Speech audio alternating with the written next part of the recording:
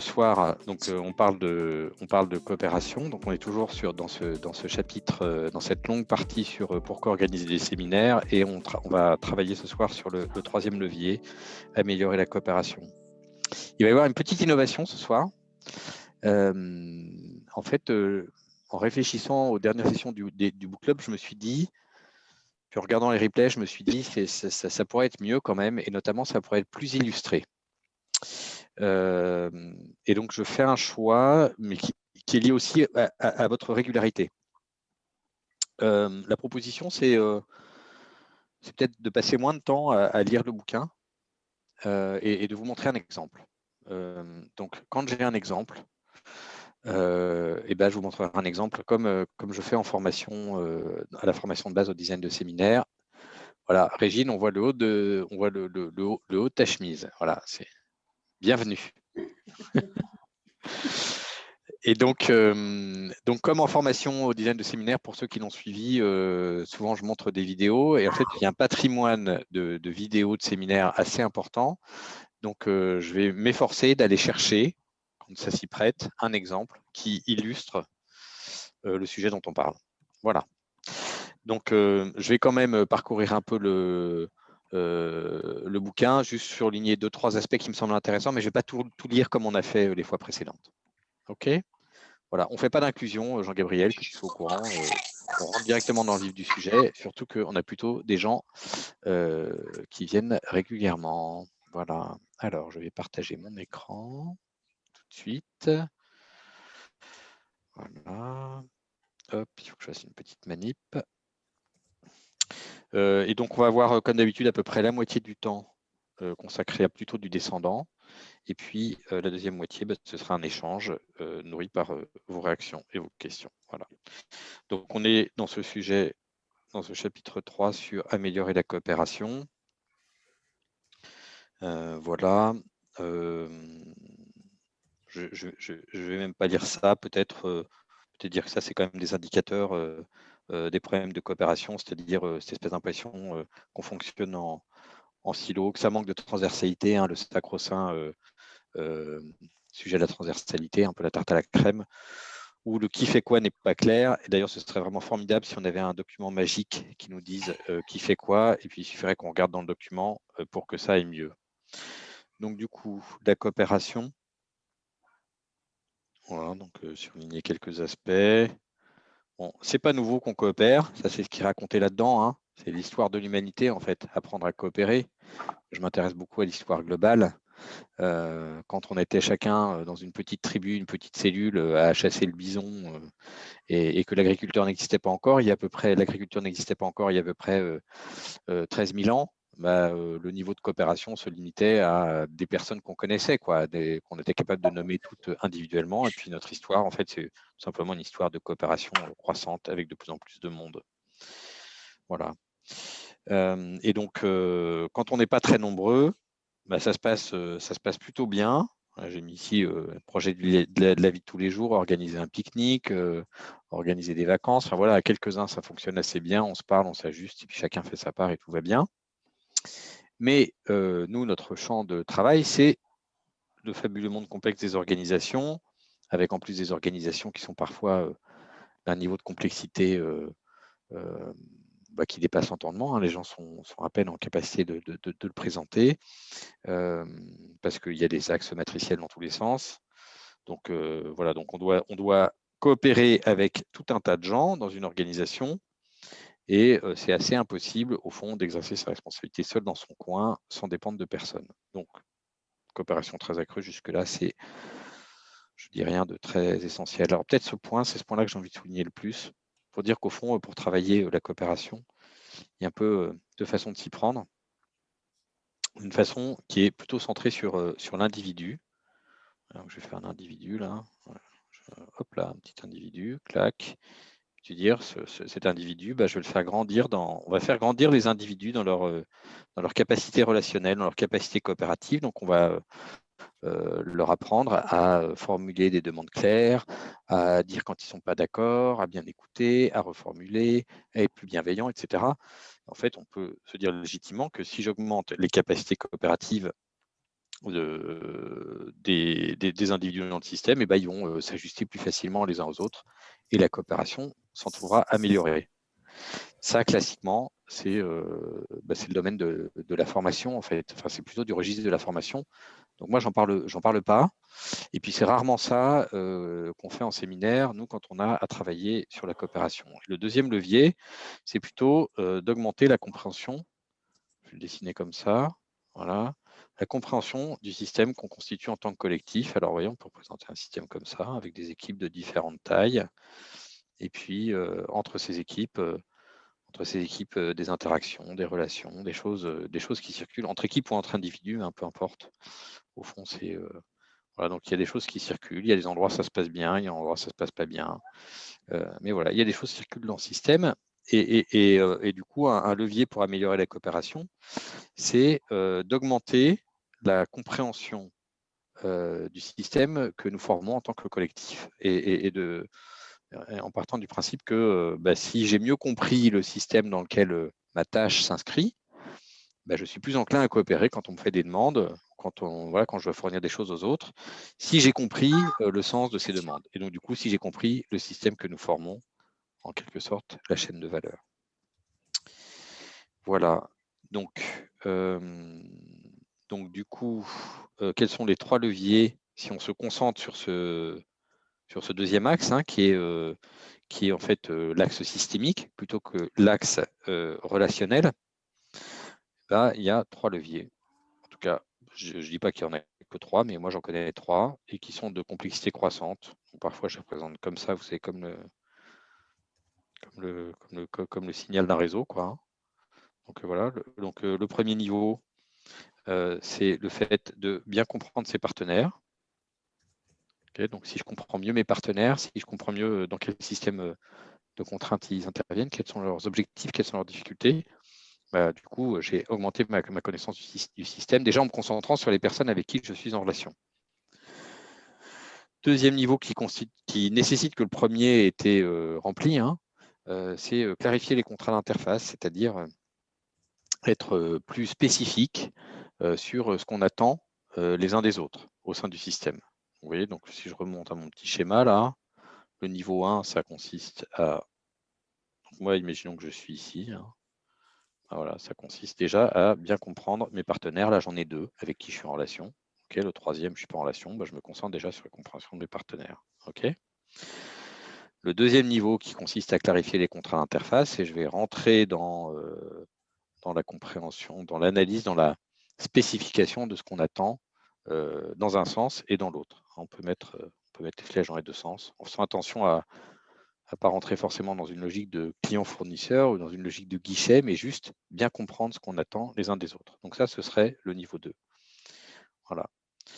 Et puis, voilà, 1, 2. Et puis, le niveau 3, c'est celui que j'ai mis ici, en fait, c'est-à-dire regarder l'ensemble de la chaîne de valeur. Et du coup, je suis capable de comprendre, si je comprends la chaîne de valeur que nous formons tous ensemble, en fait, cette interface, par exemple, juste pour prendre cet exemple-là, cette interface-là, en fait, elle est importante pour lui mais au final, elle est importante pour lui, par exemple, qui est en relation avec le client. OK ? Et donc, si j'ai compris toute cette chaîne de valeur, je suis plus intelligent du système et donc, voilà, je suis plus enclin à coopérer. En tout cas, ça va améliorer la qualité de ma coopération. Voilà, alors ensuite, dans la suite du chapitre, on rentre dans ces 3 niveaux. Dans ces 3 niveaux, ces 3 choses qu'on peut faire pour améliorer la coopération en séminaire. Sur le premier niveau, et c'est celui-là qu'on va regarder juste ce soir, bien comprendre ses partenaires. Donc, on va s'attacher à comprendre le contexte de son partenaire, les responsabilités qui sont les siennes, la réalité de ce qu'il vit, ça c'est vraiment intéressant. C'est-à-dire pas ce qu'il y a dans les procédures, mais la réalité de ce qu'il vit et les contraintes qui pèsent sur lui. Il y a un outil qui vient de, je ne sais plus très bien, je crois que c'est la sociologie des organisations. Je ne l'ai pas cité dans le bouquin, mais qui s'appelle Enjeu. C'est un truc que vous pouvez utiliser qui marche très bien. Quels sont ces enjeux? Quelles sont ces contraintes? C'est-à-dire, qu'est-ce qui le contraint dans son quotidien et quelles sont ses ressources? Ça s'appelle les ECR, enjeux, contraintes, ressources. Et donc ça peut être un triptyque qui peut être intéressant de faire expliciter, c'est une grille, quoi. Quels sont les enjeux de cette personne dans sa fonction ou de ce service? Quelles sont les contraintes qui pèsent sur elle et quelles sont les ressources sur lesquelles elle peut s'appuyer pour répondre à ces enjeux. Voilà. Alors, en quoi c'est utile de mieux comprendre? Bah, je l'ai déjà dit, hein. Ça permet de comprendre les sollicitations, d'éviter de juger à la va-vite. Et au fond, ce truc, cette façon de faire, va développer l'empathie, non pas comme une compétence relationnelle, comme une espèce d'injonction, soyez empathiques les uns vis-à-vis des autres, mais plutôt comme une conséquence naturelle. C'est-à-dire, si je comprends quels sont les enjeux, les contraintes et les ressources de l'autre, eh ben, je vais développer naturellement de l'empathie. Ouais, il me demande ça, en fait. Je comprends qu'il me demande ça, je comprends qu'il mette autant d'énergie là-dessus, parce que dans son contexte à lui, c'est vraiment clé. C'est intéressant, j'étais avec un client cet après-midi, et c'est un directeur, on est en train de faire un accompagnement chez ce client, et il parlait de son DG. Donc lui, le directeur auquel on a affaire et qu'on accompagne avec une autre de mes associés, là, Estelle, il a prévu que pour construire la feuille de route d'un très grand projet de transformation, ils en ont pour 6 mois parce que le projet est d'envergure, parce qu'il faut vraiment co-construire la feuille de route, ils en ont pour 6 mois. Et puis son DG lui a dit, bah, en fait, 6 mois, c'est trop long, en fait, c'est 1 mois. Et toute la discussion de cet après-midi, c'est de voir à quel point ça l'avait mis dans un état de stress sur ce 1 mois. Et je dis, mais donc la discussion, c'était, mais en fait, qu'est-ce qui justifie pour ton DG que ce soit 1 mois? Donc ne rentre pas tout de suite dans la résolution de 6 mois ou 1 mois, ne cherche pas à faire la moyenne ou je ne sais pas quoi, mais qu'est-ce qui fait, quelle contrainte pèse sur lui ou quel enjeu qui fait que pour lui, c'est 1 mois. Et en fait, il n'en avait tout simplement pas conscience. Il se dit, ah oui, effectivement, il doit y avoir une bonne raison pour laquelle c'est 1 mois et pas 6 mois de son point de vue. Voilà. Quand on n'a pas cette compréhension, on a plein de syndromes, hein, alors qui sont vraiment classiques. Ils font rien dans le service d'à côté, ils nous demandent toujours des trucs compliqués, c'est toujours à la dernière minute, ils se fichent de nous. Donc on a des crispations qui se transforment en tensions, des tensions qui s'accumulent et qui construisent des murs. On peut arriver à des services, vraiment à des situations où le système coopère très mal et où c'est bloqué de partout. Voilà. Il y a quelqu'un qui s'était moqué de moi un jour en disant, j'avais utilisé cette expression pour dire, il faut souffler dans le tuyau, souffler dans le tuyau de la relation, quoi, hein. C'est-à-dire, vous voyez, ça c'est si on met la relation entre deux personnes, et puis on peut se dire, bah, vous voyez, il y a des trucs qui se sont accumulés, quoi, et donc qui progressivement construisent des murs et qui fait que c'est pas fluide, quoi, que plus rien ne passe, quoi. Et donc nettoyer ça, donc rentrer dans une relation où on se comprend mieux les contraintes les uns des autres, permet de nettoyer des cailloux accumulés. Parfois, quand c'est trop bouché, hein. Vous pouvez y aller au Karcher, ça part pas. Voilà, voilà. Alors, qu'est-ce qu'on fait en séminaire? Du coup, on va privilégier des modalités de travail qui favorisent la rencontre entre les différents partenaires, qui leur permettent les uns les autres, tout simplement, de se dire qu'est-ce qu'on fait, pourquoi on le fait, à qui c'est utile, qu'est-ce qu'on rencontre comme difficulté, qu'est-ce qui nous motive particulièrement, etc., etc. Donc, des modalités qui permettent de s'entendre les uns les autres. Et c'est intéressant, comme on parle de coopération, on va faire en sorte que ce soit des rencontres entre différents partenaires. Ce n'est pas quelque chose qui polarise sur un support. Ce n'est pas un joli PowerPoint qu'on présente, que tout le monde regarde. Vous envoyez, ça c'est ça notre schéma de coopération. Non, c'est pas ça qu'on va faire. On va privilégier des rencontres entre les gens, donc quelque chose de plus organique. Et c'est ce qu'on va voir dans un instant, dans un exemple. Ok, donc des rencontres. Et enfin, j'adore quand j'ai relu ce chapitre avant ce soir, je me suis dit, ah, ça c'est bien écrit, quoi. Tuons une bonne fois pour toutes le fantasme du document de référence du qui fait quoi, vous voyez. Il faudrait qu'on ait, moi on entend ça très souvent, hein. Un bon document du qui fait quoi, avec le bon qui fait quoi, ça va aller très très bien, ça va résoudre tous les trucs. Moi, j'ai jamais vu de qui fait quoi que les gens consultent et qui donnent les solutions. C'est pas comme ça que ça marche dans les organisations, c'est trop compliqué. En tout cas, moi, j'ai pas vu d'organisation où ça marchait comme ça. Voilà. Alors, ça, c'est pour la partie lecture. Vous gardez vos questions bien au chaud pour l'échange qui viendra tout à l'heure. Et là, je vais maintenant vous montrer un exemple que j'aime beaucoup. Alors, c'est un exemple qui date de 2013 quand même. Voilà, je pense que vous voyez mon écran. Je me mets en plein écran. OK, alors c'est un super exemple. Il y a un peu prescription. La boîte, c'était vente privée à l'époque. Donc, c'était le comité des opérations de vente privée. Donc, ce n'était pas le COMEX, c'était juste en dessous. Et on avait une demi-journée avec Benjamin Graton, que certains d'entre vous connaissent, qui est un autre associé de la Boétie. Et on était, de mémoire, début septembre. Et le DG, qui était le patron de ce comité opération,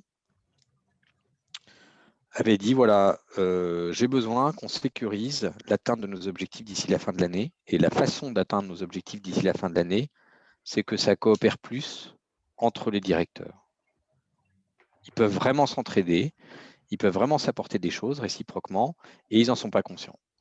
Et du coup, nous, on a proposé un schéma sur une demi-journée. On n'avait qu'une demi-journée, hein, okay, pour faire le point et que chacun puisse évoquer son degré de confiance dans l'atteinte de ses propres objectifs et émettre des demandes aux autres directeurs. C'est ça l'idée de ce que vous allez voir.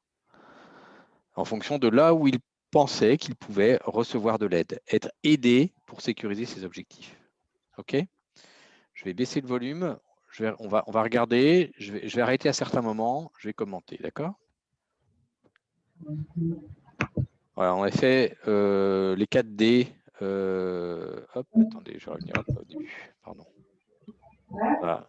Hop, ça, c'est la recette des 4D que certains connaissent. Donc, on avait fait ça, qui posait le cadre de travail. Et puis voilà le cadrage, c'est-à-dire que on avait donné à chacun une feuille de paperboard en leur disant, voilà, vous allez réfléchir individuellement et vous allez écrire quels sont vos objectifs de l'année, donc un post-it par objectif, et puis votre indice de confiance, quoi, vous voyez, par rapport à votre capacité, au fait que cet objectif va être atteint. Ici, vous n'allez rien mettre dans cette case-là. Pour l'instant, vous n'y mettez rien, parce que c'est là où vous aurez, ça sera le réceptacle des demandes que d'autres vont vous formuler. Et puis ici, c'est les demandes que vous avez envie de formuler à d'autres, OK, pour vous aider dans l'atteinte de vos objectifs. Voilà. Et ça, c'est le premier temps. OK. Voilà, donc là, vous les voyez, ils sont dans le gentil. OK, très disciplinés, ils sont en train de faire leur post-it selon le modèle. Vous voyez. Puis donc, ils mettent leur niveau de confiance. Voilà, comme d'habitude, avec des modalités visuelles, comme on aime bien faire chez la Boétie. Donc, ils peuvent échanger à droite ou à gauche, mais enfin, quand même, ils sont assez concentrés. Puis, ils ont chacun leur feuille de paperboard, vous voyez, puis ils collent leur truc. OK.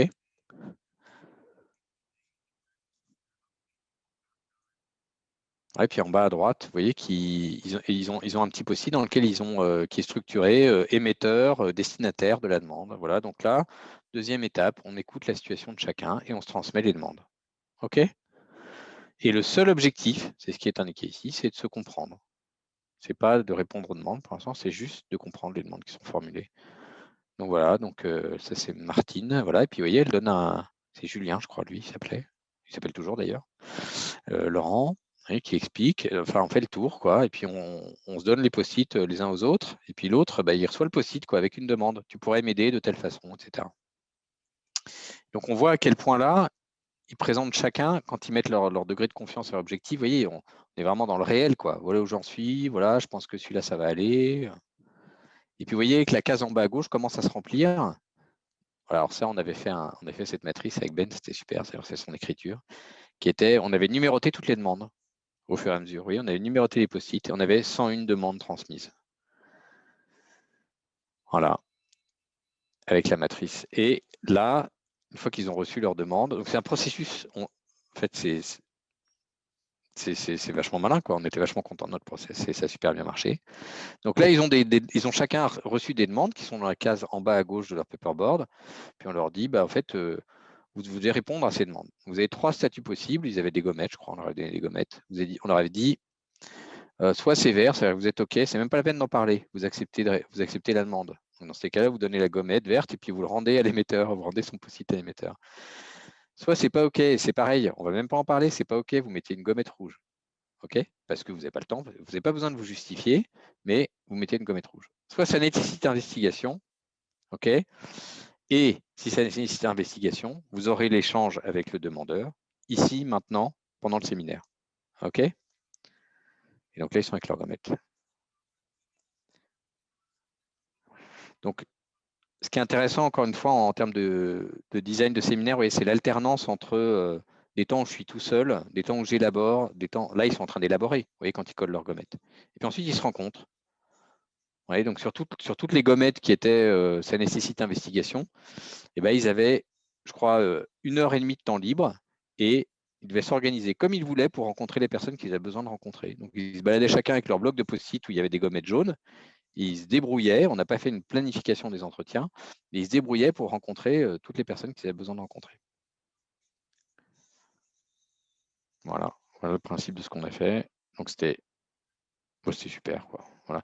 Et bien sûr qu'il y a des choses qui sont déclenchées du fait des réponses aux demandes et qu'il y a beaucoup d'entraide qui s'est produite, mais la première vertu, enfin ce qu'ils ont témoigné à la fin du truc, c'est de dire que ça nous a permis de rentrer dans la compréhension de ce que vivent les uns les autres, quoi. C'est là où il y a vraiment le lien avec le sujet de la coopération qu'on voit ce soir. Voilà. Et puis à la fin, il y a un petit photolangage pour partager sur le ressenti. Donc photolangage en mode bordel couvré, hein, puisqu'on avait foutu on avait mis toutes les images au sol. Et puis chacun devait dire une chose de son ressenti sur l'après-midi. Elle a choisi un joli lion qui fait un câlin parce que voilà. Je vais peut-être pas laisser ça, c'est pas très utile. Voilà, donc j'avais envie de vous montrer cet exemple pour illustrer une des choses qu'on peut faire. Il y en a plein, il y a plein de façons de faire, mais ça montre bien ce sujet de comprendre ses partenaires. Voilà, je crois que j'ai fini la partie descendante. Juste, et je vais arrêter l'enregistrement. Donc la prochaine fois, avant de répondre à vos questions, la prochaine fois, on continuera sur la coopération avec clarifier les contrats d'interface et développer un regard systémique, qui sont donc les pages 34 et 35 du bouquin. Et donc, si vous voulez bien avoir la gentillesse de les lire avant, ça me fera que je me sentirai très à l'aise pour le faire rapidement comme j'ai fait ce soir.